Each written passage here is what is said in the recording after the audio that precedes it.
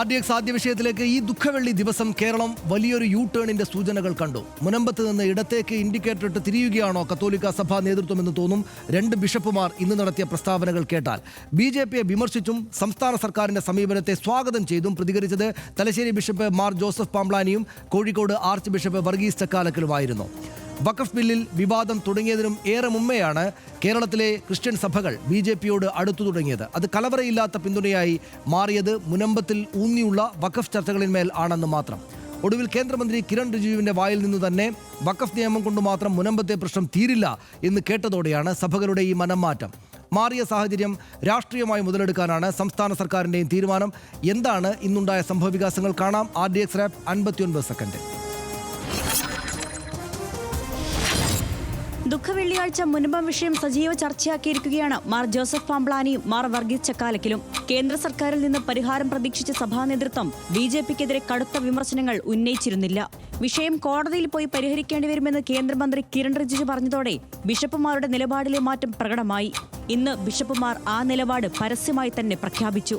ഇഷ്ടപ്പെട്ട മതത്തിൽ വിശ്വസിക്കാനുള്ള അവകാശം ജബൽപൂരിലും മണിപ്പൂരിലും നിഷേധിക്കപ്പെടുകയാണെന്ന് മാർ ജോസഫ് പാംബ്ലാനി. മതവും രാഷ്ട്രീയവും അനാവശ്യ സഖ്യം ചേരുമ്പോൾ അർഹതപ്പെട്ട അവകാശങ്ങൾ നിഷേധിക്കപ്പെടുന്നുവെന്നും അദ്ദേഹം പറഞ്ഞു. എന്നാൽ സംസ്ഥാന സർക്കാരിനെ പിന്തുണയ്ക്കുകയാണ് ആർച്ച് ബിഷപ്പ് വർഗീസ് ചക്കാലക്കൽ. മുനമ്പം പ്രശ്നം തീർക്കാൻ സർക്കാർ ശ്രമിക്കുന്നുണ്ടെന്നും പരിഹരിച്ചാൽ സർക്കാരിന്റെ പ്രതിച്ഛായ കൂടുമെന്നും അദ്ദേഹം പറഞ്ഞു. മുനമ്പം വിഷയത്തിൽ ക്രൈസ്തവ സഭകൾക്കിടയിൽ സ്വാധീനമുറപ്പിക്കാനുള്ള BJP നീക്കങ്ങൾക്ക് ഇത് തിരിച്ചടിയാണ്. മുനമ്പത്തെ പ്രശ്നം വേഗത്തിൽ പരിഹരിക്കാൻ സാധിക്കില്ലെന്നറിഞ്ഞതോടെ ക്രൈസ്തവ സഭകൾക്കിടയിലുണ്ടായ നിലപാട് മാറ്റം രാഷ്ട്രീയ ചർച്ചകൾക്കും വഴിവെക്കും.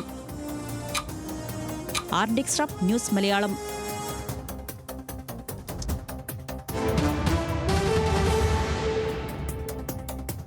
പ്രധാനപ്പെട്ട വിഷയമാണ്. മറ്റ് വിശദാംശങ്ങൾ വളരെ പെട്ടെന്ന് നമുക്ക് തിരിച്ച് പരിശോധിച്ചിട്ട് വരാം. പാംബ്ലാനിയുടെ തിരിച്ചറിവ് എന്താണ് എന്ന് നമുക്ക് നോക്കാം.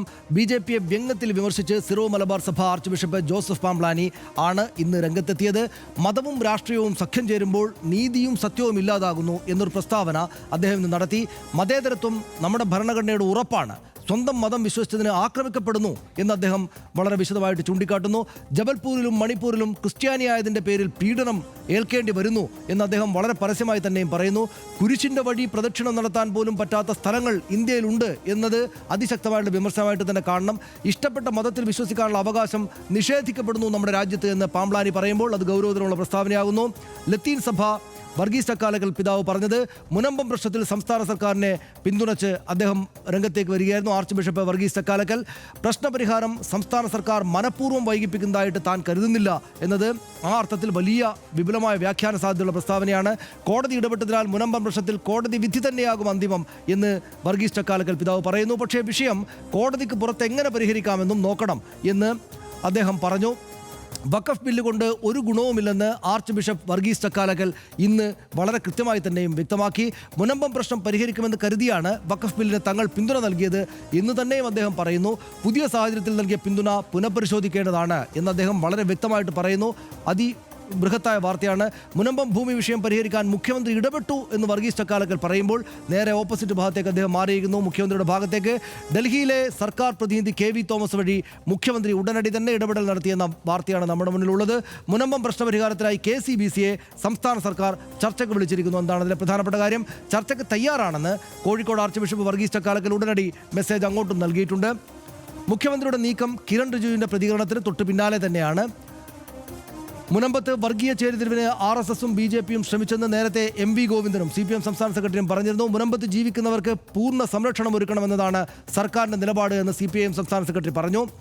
വഖഫ് നിയമ ഭേദഗതിയെ പിന്തുണച്ച് കാസ പക്ഷേ ഇന്ന് സുപ്രീം കോടതിയിലേക്ക് പോയിട്ടുണ്ട്. തീവ്ര സംഘടനയായിട്ടുള്ള കാസ നിയമത്തെ പിന്തുണച്ച് സുപ്രീം കോടതിയെ സമീപിക്കുന്ന ആദ്യ ക്രിസ്ത്യൻ സംഘടനയാണ് കാസ എന്നതും ശ്രദ്ധിക്കണം. മുസ്ലിം ലീഗ് ഫയൽ ചെയ്ത ഹർജിയിൽ കക്ഷി ചേരാനാണ് കാസ അപേക്ഷ നൽകിയിട്ടുള്ളത്. വളരെ പ്രധാനപ്പെട്ട ഒരു കാര്യമാണ് നിയമ പോരാട്ടത്തിന് കാസ ഇറങ്ങുന്നു എന്നത്. വഖഫിൻ്റെ ദുരുപയോഗം സുപ്രീം കോടതിയിൽ തുറന്നു കാട്ടാൻ തയ്യാറാണെന്നാണ് കാസ പറഞ്ഞിരിക്കുന്നത്. സഭകൾ തിരിച്ചൊരു സ്റ്റാൻഡ് എടുക്കുമ്പോൾ കാസ അവിടെ കോടതിയിൽ തന്നെയും ചെന്ന് നിലപാട് സ്വീകരിച്ചിരിക്കുന്നു എന്നാണ് കർശനം നമ്മൾ കാണുന്ന കാഴ്ച. ഇത് നമ്മൾ വളരെ പ്ലെയിനായിട്ട് നോക്കിയാൽ വളരെ ബൃഹത്തായിട്ടുള്ളൊരു വാർത്തയാണ്. സഭകൾ നേരെ ഒരു വിഷയത്തിൽ ഇങ്ങോട്ട് മാറിയിട്ട് സർക്കാരിന് അനുകൂലമായിട്ടുള്ള, സംസ്ഥാന സർക്കാരിന് അനുകൂലമായിട്ട് തന്നെ എന്ന് വ്യാഖ്യാനിക്കാവുന്ന ശക്തമായിട്ടുള്ള പ്രസ്താവനകൾ വരുന്നു. ആ നിലക്ക് വലിയ രാഷ്ട്രീയ വ്യാഖ്യാന സാധ്യതയുള്ളതായിട്ട് തന്നെയല്ലേ നമ്മൾ കാണേണ്ടത്? അക്കാര്യത്തിൽ സംശയമൊന്നുമില്ല. കാരണം അതിൽ ഏറ്റവും പ്രധാനപ്പെട്ടത് എനിക്ക് തോന്നിയത് ഈ ബിഷപ്പുമാരുടെ ഇന്നത്തെ പ്രതികരണങ്ങളെക്കാൾ അതിനപ്പുറത്ത് കഴിഞ്ഞ ദിവസം സിറോ മലബാർ സഭ അവരുടേതായ ഒരു പ്രസ്താവന നടത്തിയിരുന്നു. അതായത് അവിടുത്തെ സമരം ചെയ്യുന്ന ആളുകളുടെ അവകാശങ്ങൾക്കൊപ്പമാണ് സിറോ മലബാർ സഭ. ആ അവകാശങ്ങൾ സംരക്ഷിക്കുമെന്ന് കിരൺ റിജിജു അടക്കമുള്ളവർ പറയുമ്പോൾ സ്വാഭാവികമായും അതിന് പിന്തുണ കൊടുക്കും. പക്ഷേ അത് തെറ്റിദ്ധരിച്ച് സമരഭൂമിയിലെ ചില പ്രത്യേക രാഷ്ട്രീയ പാർട്ടികൾക്കൊപ്പം നിൽക്കുന്നു, അവർക്ക് അനുകൂലമായ പ്രസ്താവന നടത്തുന്നു, അവർക്കൊപ്പം ചേരുന്നു എന്നുള്ളതാണ് സംഭവിച്ചത് എന്ന് പറഞ്ഞു. അതായത് അവിടെ 19 പേര് BJPയിൽ ചേരുന്ന ഒരു സീനൊക്കെ ഉണ്ടായിരുന്നല്ലോ.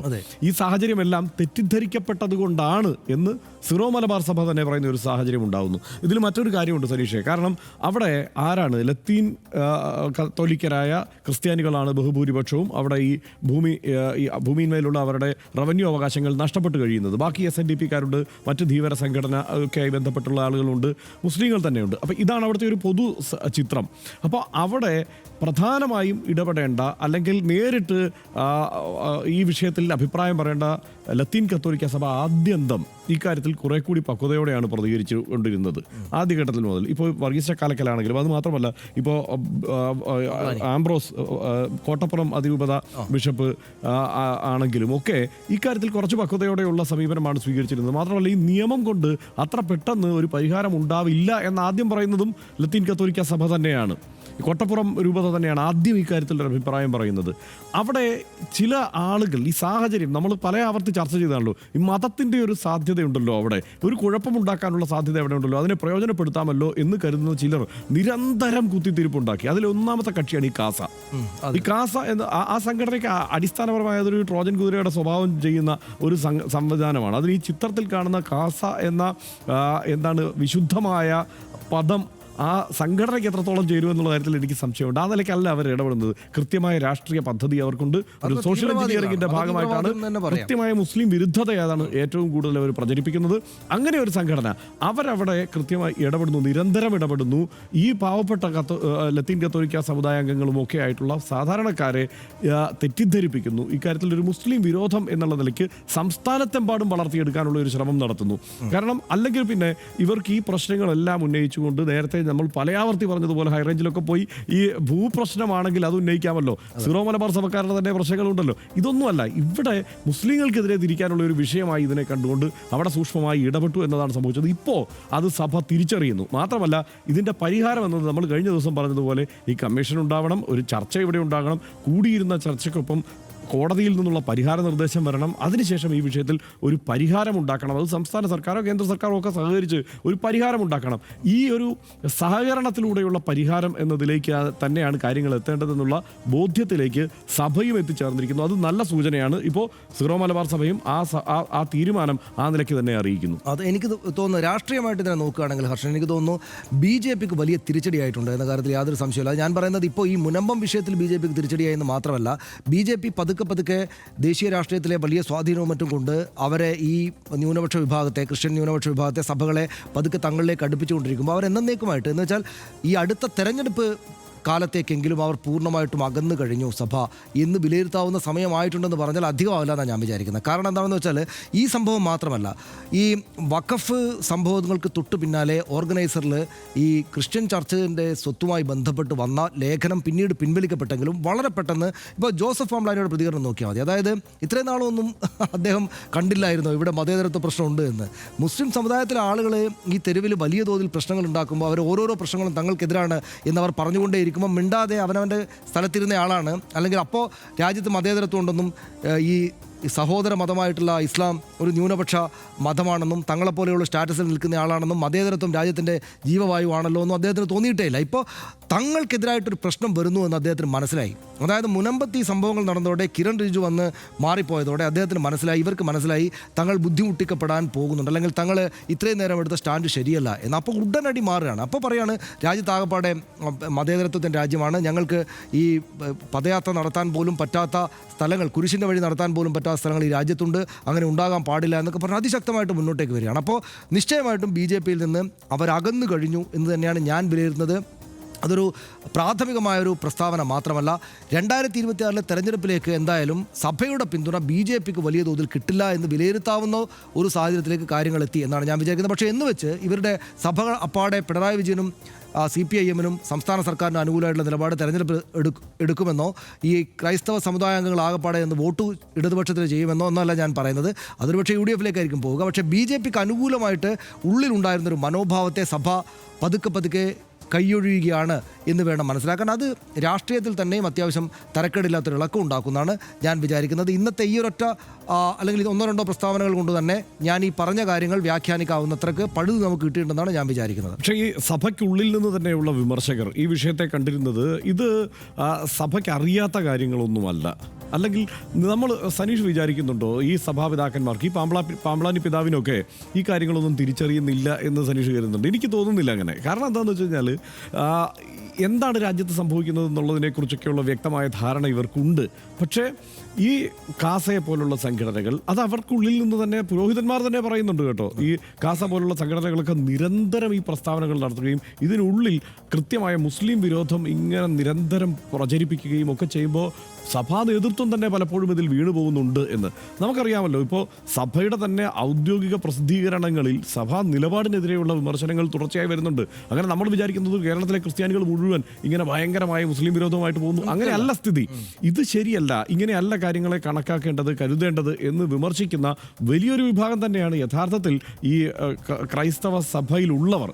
പക്ഷേ നേതൃത്വം പലപ്പോഴും ഈ പറയുന്നത് പോലെ ഭരണകൂടത്തിൻ്റെ ഒരു നിലപാടിനോ ഭീഷണിക്കോ ഒക്കെ ആദ്യം വഴങ്ങേണ്ടത് നേതൃത്വമാണോ എന്നുള്ള സംശയമാണ് ഇവിടെ നിലനിൽക്കുന്നത്. കാരണം ബാക്കി ഈ പറയുന്ന കുഞ്ഞാടുകളെല്ലാം ശക്തമായ ഒരു നിലപാടെടുക്കാനോ ഇതേക്കുറിച്ച് കുറെ കൂടി യുക്തിസഹമായി കാര്യങ്ങൾ വിലയിരുത്താനോ ഒക്കെ തയ്യാറെടുക്കുമ്പോൾ ഈ ഇടയന്മാർ പക്ഷേ വഴിതെറ്റി പോകുന്നുണ്ടോ എന്നുള്ള സംശയം തന്നെയാണ്. അതിനകത്ത് ഒരു കാര്യമുള്ളത് കർഷണം, എപ്പോഴും ഈ നമ്മുടെ നാട്ടിലെ മുസ്ലിം സംഘടനകൾക്കകത്ത് അതിൻ്റെ തലപ്പത്തുള്ള ആളുകൾ, ഞാൻ എൻ്റെ ഒരു വിലയിരുത്തൽ ആ മുസ്ലിം സമുദായാംഗങ്ങൾക്കിടയിൽ എവിടെ നിന്നെങ്കിലും തീവ്രവാദത്തിൻ്റെതായിട്ടുള്ള സ്വരം വന്നാൽ അല്ലെങ്കിൽ ഒരു കുറച്ച് അപകടം പിടിച്ച ആശയ തീവ്രതയുള്ള പ്രസ്താവനകളോ മറ്റോ ചെറുപ്പക്കാരുടെ ഭാഗത്തു നിന്ന് വന്നാൽ നമ്മുടെ മുസ്ലിം സംഘടനകളുടെ തലപ്പത്തുള്ള ആളുകൾ, ഈ നല്ല പ്രായമുള്ള വന്ധ്യവയോധികരായുള്ള ആളുകൾ വളരെ സമവായത്തോടു കൂടിയുള്ള നിലപാടെടുക്കുക. നമ്മൾ സമീപകാലത്ത് ജിഫ്രി തങ്ങളുടെയൊക്കെ പ്രസ്താവനകൾ ഓർമ്മയില്ലേ? വളരെ നമുക്ക് ഒരു പൊതുസമൂഹത്തിന് ദൂരെ നോക്കുമ്പോൾ വളരെ വന്ധ്യമായുള്ള നിലപാടാണല്ലോ ഇവർ എടുക്കുന്നതെന്ന് തോന്നലുണ്ടാക്കുന്ന നിലപാടുകളാണ് ഈ ഇസ്ലാം സമുദായ സംഘടനകളുടെ, മുസ്ലിം സമുദായ സംഘടനകളുടെ തലപ്പത്തുള്ള ആളുകൾ എടുക്കാറ്. പക്ഷേ കഴിഞ്ഞ കുറച്ച് കാലമായിട്ട്, മുൻകാലങ്ങളിൽ വ്യത്യസ്തമായിട്ട് കഴിഞ്ഞ കുറച്ച് കാലമായിട്ട് നമ്മുടെ ക്രൈസ്തവ സഭകളുടെ തലപ്പത്തുള്ള ആളുകൾ ഈ രാജ്യത്താകപ്പാടെയുള്ള ഒരു തരം ഇസ്ലാം വിരുദ്ധതയുടെ കൂടെ ചേർന്ന് നിൽക്കുന്നു എന്ന തോന്നലാണ് അവിടെ.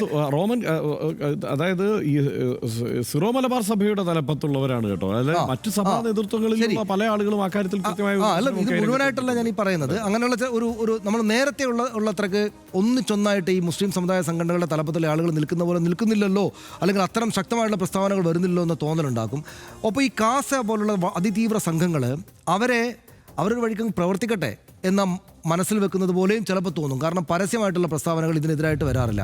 എനിക്ക് തോന്നുന്നു അടുത്തതായിട്ട് വരാനിരിക്കുന്നത്, ഇങ്ങനെയാണ് കാര്യങ്ങൾ പോകുന്നതെങ്കിൽ, ഇതേ വഴി തന്നെയാണ് കാര്യങ്ങൾ പോകുന്നതെങ്കിൽ കാസയൊക്കെ നല്ല ശക്തമായിട്ട് എതിർക്കുന്ന ഒരു പൊതു രീതി സഭാപിതാക്കളുടെയും ഭാഗത്തു നിന്നൊക്കെ ഉണ്ടാകും എന്നാണ് ഞാൻ വിചാരിക്കുന്നത്. അങ്ങനെ ഹർഷൻ നേരത്തെ ചൂണ്ടിക്കാണിച്ച പോലുള്ള ആളുകളുണ്ടല്ലോ, അതായത് ക്രിസ്ത്യാനിറ്റിക്കകത്ത് അല്ലെങ്കിൽ ക്രിസ്ത്യൻ സമുദായത്തിനകത്ത് ആകപ്പാടെ തന്നെയും ഇസ്ലാം വിരോധമുള്ള ആൾക്കാരല്ല ഉള്ളത്.